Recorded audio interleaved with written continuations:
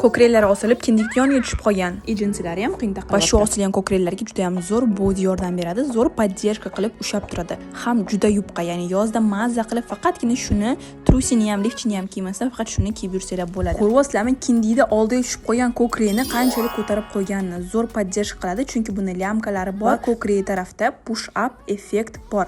Materiali juda ham zo'r. Bular lift chiqdi chashkasini olib, bodyga qo'yib olganlar. Sizlar ham xuddi shunaqa qilib qo'ysanglar bo'ladi.